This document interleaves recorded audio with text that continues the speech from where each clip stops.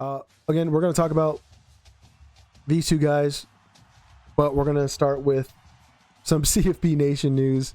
Our homies over there on X.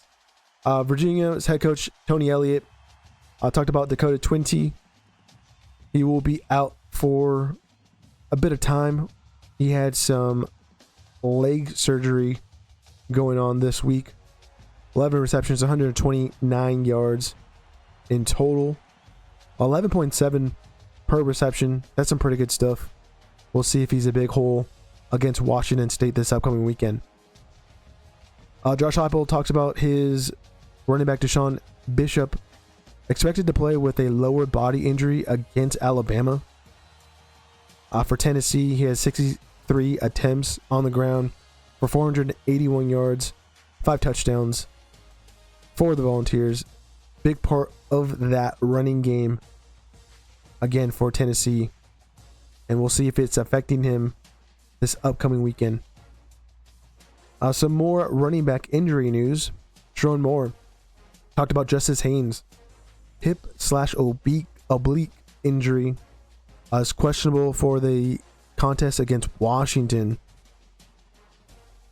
But I still think it'll be all right for the Wolverines. It's because that's who we picked. Justice Haynes has 95 carries for 705 yards. That's some pretty good stuff. As he was the number one running back coming out of the portal this past offseason. Also has 8 rushing touchdowns for Michigan. And into some big news. This one's from Pete Thamel. Arizona quarterback Sam Leavitt is expected to be probable for the Sun Devils game against Texas Tech at home. It looks like he's improving and is going to be battling through a lower body injury. We saw him on the sidelines against Utah this past week. And some more injury news in that same game. Baron Morton is expected to be listed as questionable. And it's going to be a day-to-day thing, just like Sam Leavitt, basically.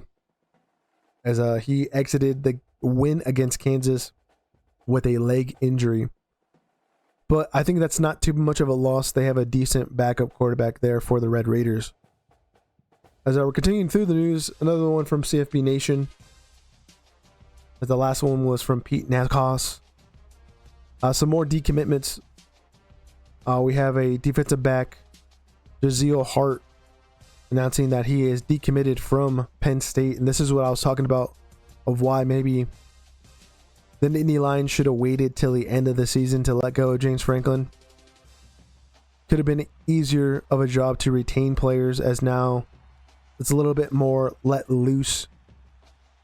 And who knows if they can get these guys to recommit with a new head coach that they have to wait till the end of the season for. Some bad news for North Carolina. They have a 4-star running back, Amir Brown, decommit to the Tar Heels. Not the best going on there in Chapel Hill. This is just more salt in the wound of already bad tenure for Bill Belichick. As the final thing, that was pretty interesting.